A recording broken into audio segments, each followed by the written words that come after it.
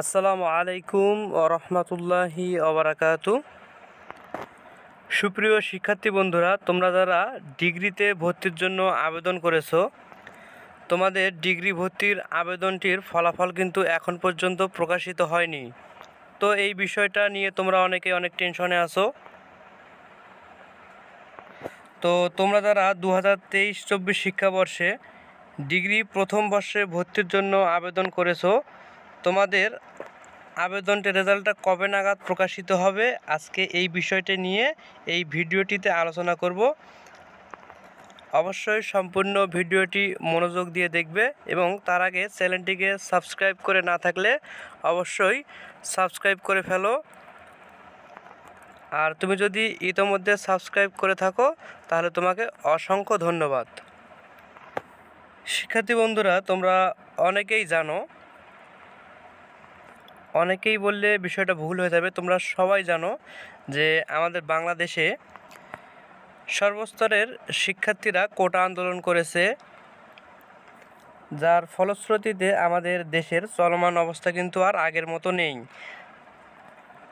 সকল ধরনের শিক্ষা প্রতিষ্ঠান, অফিস, আদালত সব কিছুই কিন্তু এই আন্দোলন চলাকালীন অবস্থায় বন্ধ ছিল, যার কারণে জাতীয় বিশ্ববিদ্যালয় কিন্তু নির্ধারিত সময়ে তাদের ফলাফলটি প্রকাশ করতে পারেনি।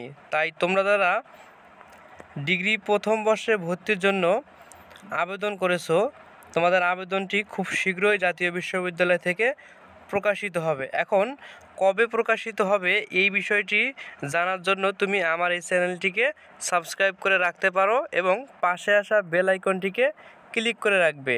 এর ফলে যখনই জাতীয় বিশ্ববিদ্যালয় থেকে ডিগ্রি প্রথম বর্ষে ভর্তির আবেদনের ফলাফলটি প্রকাশ করা হবে, আমি সাথে সাথেই এই বিষয়টি নিয়ে একটি ভিডিও তৈরি করব, যাতে তোমরা অনায়াসে এই ফলাফলটি জানতে পারো। এখন পর্যন্ত আপডেট হচ্ছে,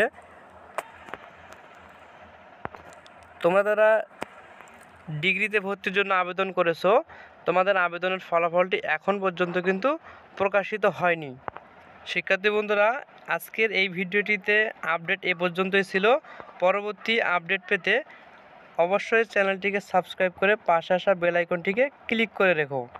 আজকের মতো এই ভিডিওটি এখানেই শেষ করছি। তোমরা সকলে ভালো থেকো, সুস্থ থেকো, রাকিব একাডেমির সাথেই থেকো। আল্লাহ হাফেজ।